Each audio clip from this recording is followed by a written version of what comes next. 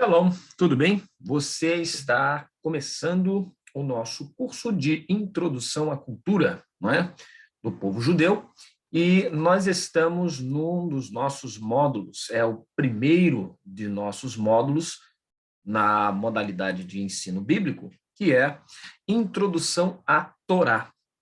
A Torá, como nós praticamente todo mundo conhece, é a Bíblia, não é? Em um sentido amplo, é a Bíblia dos judeus. Todos os judeus referem-se à Bíblia, num sentido geral, como Torá, né? E a gente já vai entender as nuances desse sistema e também dessa nomenclatura. A Torá em si, a priori, ela quer dizer toda a lei, toda a vontade, todo o desejo de Deus para a humanidade. Não é só para o ser humano, uma etnia, né, como a gente fala, né, os judeus, mas é para toda a humanidade, ok? É a lei, né, do Eterno para toda a humanidade.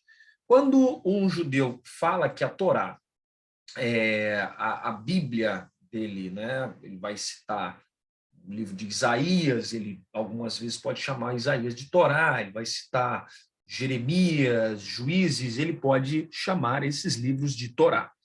No sentido mais restrito, né, a Torá vai ser a nomenclatura, o nome dado aos 5 primeiros livros que Moisés escreveu. Nós, judeus, temos por certo que foi Moisés quem escreveu os 5 primeiros livros da Bíblia, num sentido geral, como ela é chamada por judeus e por cristãos. Não é? É óbvio que a Bíblia dos judeus, num sentido amplo, ela só consta do Antigo Testamento. Já a Bíblia dos cristãos, né, ela consta de Antigo e Novo Testamento. Os judeus não gostam dessa nomenclatura porque é uma nomenclatura, primeiramente, arbitrária, segundo, ela é católica. Né? Os católicos, na época da Igreja Católica, né, unida, a Igreja não era dividida ainda em católicos romanos e católicos gregos, né, ortodoxos, na época, os cristãos católicos unidos chamavam o Novo Testamento de Novo e o Antigo Testamento de Antigo, ou seja, a Bíblia dos judeus de Antigo Testamento, ou seja, velho, né, ultrapassado, obsoleto, e os livros, né, dos apóstolos e escritores da igreja de Novo Testamento. Isso mostrou-se ser uma divisão arbitrária, uma divisão errada, não é? A partir do momento que as pessoas liam o Novo Testamento, os livros dos apóstolos e os evangelhos, e viram e constataram, passaram a constatar e entender que, na verdade, o Novo Testamento ele tem a pretensão de ser uma complementação, uma continuidade do Primeiro Testamento, como é chamado, na verdade, por pessoas mais lenientes e mais estudiosas. Né? Então, fica essa divisão, mas a Bíblia hebraica, de fato, né, a Bíblia dos judeus, de fato, é a Bíblia, é o Antigo Testamento, ou seja, os livros que vão até, na Bíblia comum, até Malaquias, na Bíblia hebraica em si, até Crônicas, né? Porque há uma divisão diferente. Então, os profetas vêm antes dos escritos, e o livro de Crônicas faz parte dos escritos. Né? A Bíblia hebraica é dividida em Torá, né? Lei, em profetas e escritos. Ok? Voltando ao assunto que nós começamos, o judeu geralmente chama toda a sua Bíblia de Torá, porque entende que toda a Bíblia judaica ela nasceu, ela adveio, né, da Torá, do Pentateuco. Óbvio que, quando ele quer citar alguma passagem, né, do Pentateuco, ele também vai usar o nome Torá ou ele vai usar o nome Rumash, ok? Bom, dada essa preliminar, vamos lá, introdução à Torá. Eu sou o professor Paulo Araújo e nós vamos começar uma viagem muito interessante no texto da Bíblia do Antigo Testamento. Como é que a gente fala? O nosso curso aqui, a nossa aula aqui, ela é dividida em 3 partes, né, distintas, tá? A Torá, herança de Moisés, ela é dividida em parte técnica da Torá, material de escrita e etc., como desenvolveu, a transmissão da Torá aos seus intérpretes e a sua tradução, e um mergulho no texto, né, da própria Torá, Bereshit, Shemot, etc., ok? Nós vamos, obviamente, dar assim uma visão mais generalizada, tá bom? Hoje, tá? Agora, nessa aula, e depois nós vamos mergulhando, né, nos textos da Torá em si, ok? Bom, o que é, deixa eu tirar, colocar para o outro lado aqui, né? O que é a Torá, tá? O que é a Torá? Vamos lá. A Torá original, né, foi transmitida por Deus a Moshe, né, o Moisés, tá? Após ter permanecido Moshe 40 dias e 40 noites com Deus, sem comer, dormir ou mesmo beber. Então, os estudiosos falam que Moisés ele se equiparou, né, sua condição, né, ficou equiparada à condição dos anjos, né, quando na verdade, esteve ali sem comer, sem beber, sem dormir e nem nada deste tipo, ok? Então, é muito interessante notar que a presença de Deus nutriu Moisés, né, para que ele pudesse estar ali com o Eterno, né, recebendo toda a educação, todos os livros, tudo aquilo que o Eterno queria transmitir para o seu povo e assim por diante, ok? Essa situação levou a um estado, né, comparado aos anjos, como nós falamos, totalmente desligado de necessidades físicas.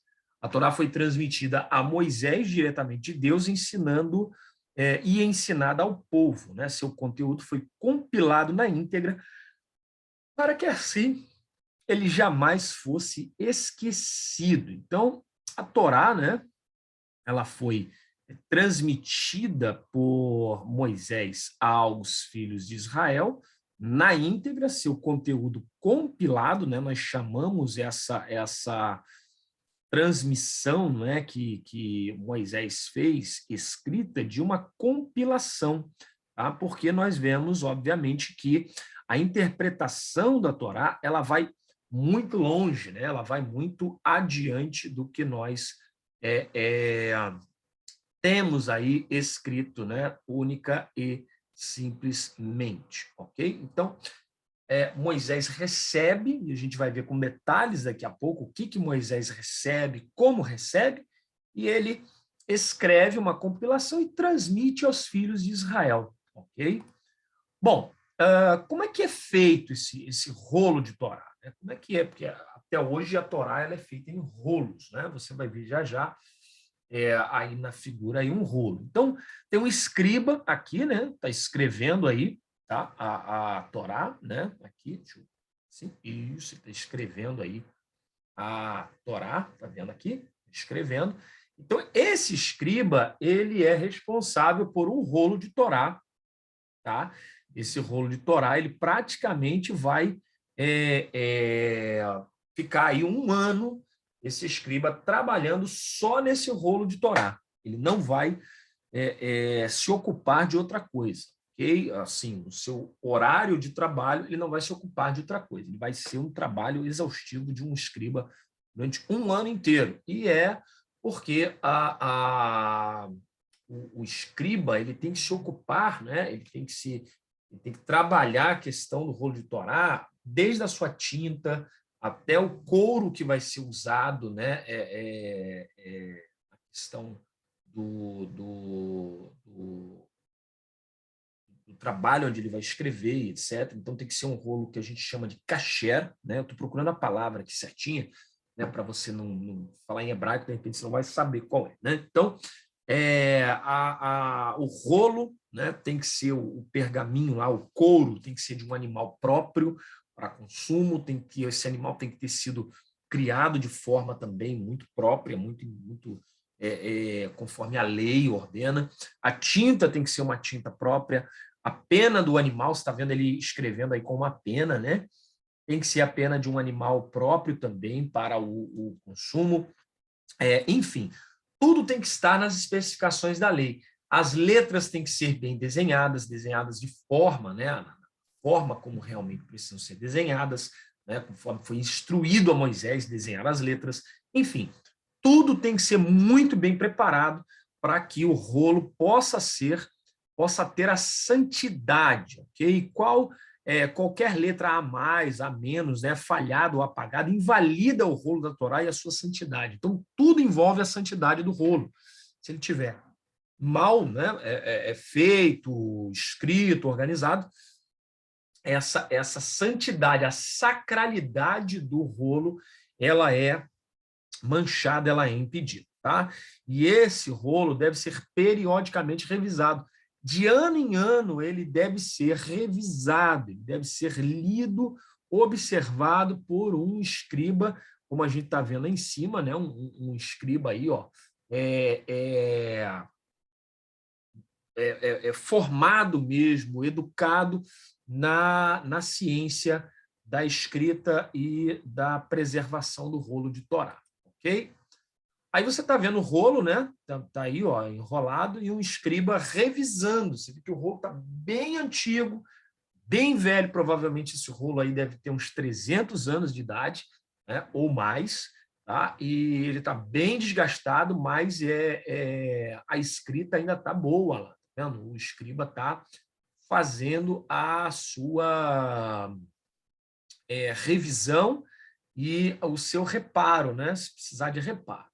A precisão do texto da Torá. Então, é interessante notar, né, que nós tínhamos até a década de 60, né, até a década de 40, 60, tá bom?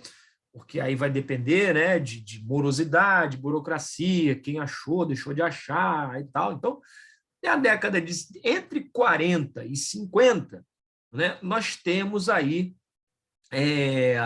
o rolo, que na verdade não era nem o rolo, era um códex, né? O códex mais antigo, tá? Que datava de 1000 anos, né? Da época em que ele era usado, 1000 anos para trás, né? Era o Códex Leningrado, que era o Códex B, tá? Leningrado B19, que era o livro mais antigo que a gente tinha para comparar com as edições, né? Os rolos de Torá e as edições que a gente tinha do Pentateuco, né, da Torá em si, tá certo? Depois, né, foi encontrado aí, entre as décadas de 40 e 60, foram sendo encontrados os rolos do Mar Morto, a gente chama, né, rolos do Mar Morto. Esses rolos foram sendo encontrados e ali nas cavernas de Qumran, na região, nas redondezas do Mar Morto, e esses rolos eles datavam de 1000 anos antes do Códex Leningrado. E o que foi espantoso para nós, tanto judeus quanto cristãos e etc. Foi espantoso para nós que esses rolos eles tinham a precisão de comparação, não é? O texto desses rolos eram idênticos aos textos do Códex Leningrado e dos rolos que nós já usávamos nas sinagogas à época. Então, nós temos aí rolos da época de Jesus, né?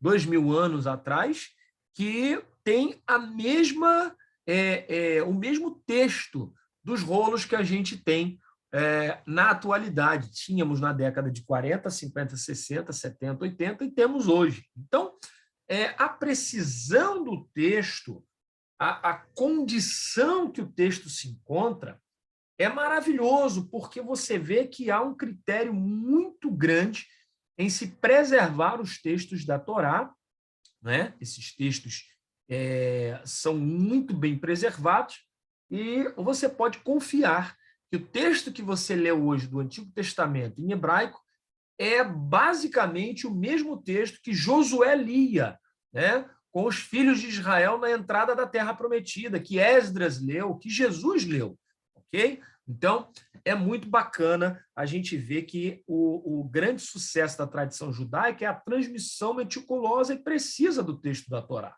né?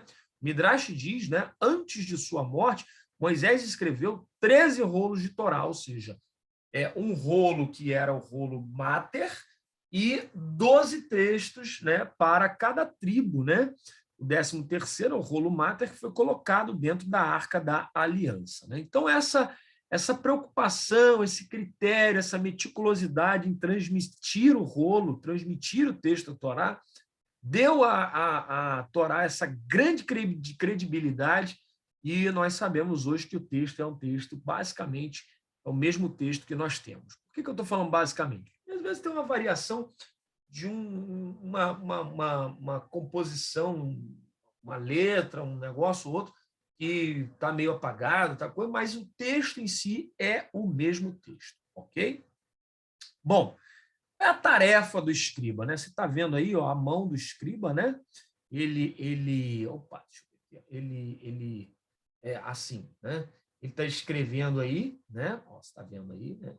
Está escrevendo, e você tem a palavra Bereshit, né? E de cima para baixo, isso na primeira imagem aí, você tem a palavra Bereshit, né?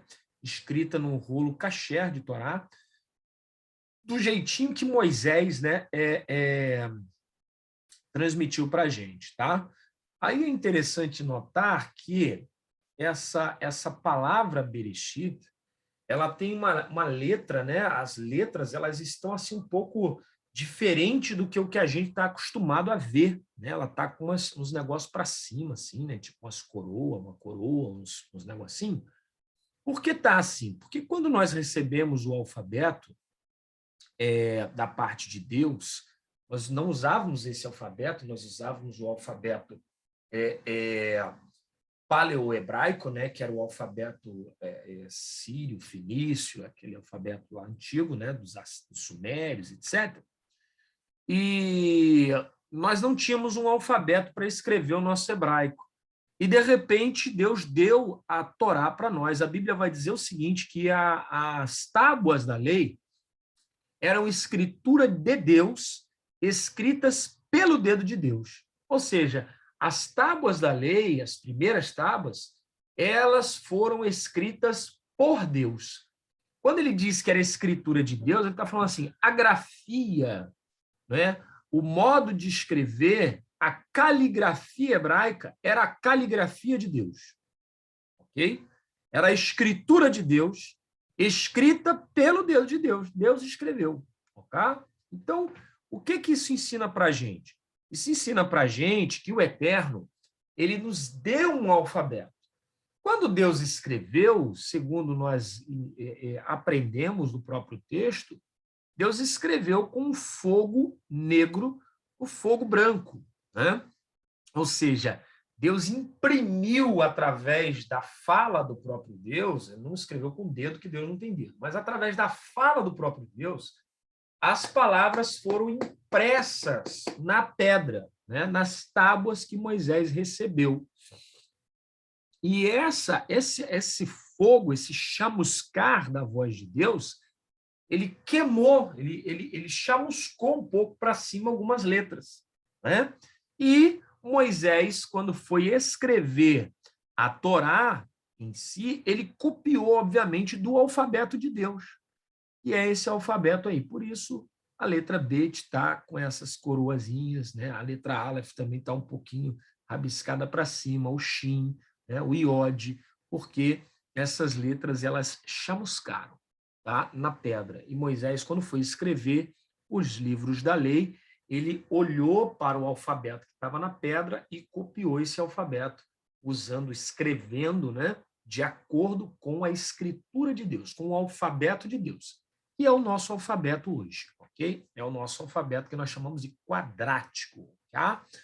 Ah, mas eu li que só foi usado esse alfabeto no ano X, Y, Z. Por quê? Porque nós não usávamos esse alfabeto para escrever qualquer coisa, né? Somente os livros de Torá eram escritos com esse alfabeto. Depois, o Talmud, e outros escritos foram sendo feitos com o mesmo alfabeto. Mas, né, a priori, no início, no começo de tudo, somente o alfabeto, os textos sagrados, ou seja, a Torá, eram escritos com esse alfabeto. Quantas letras nós temos na Torá?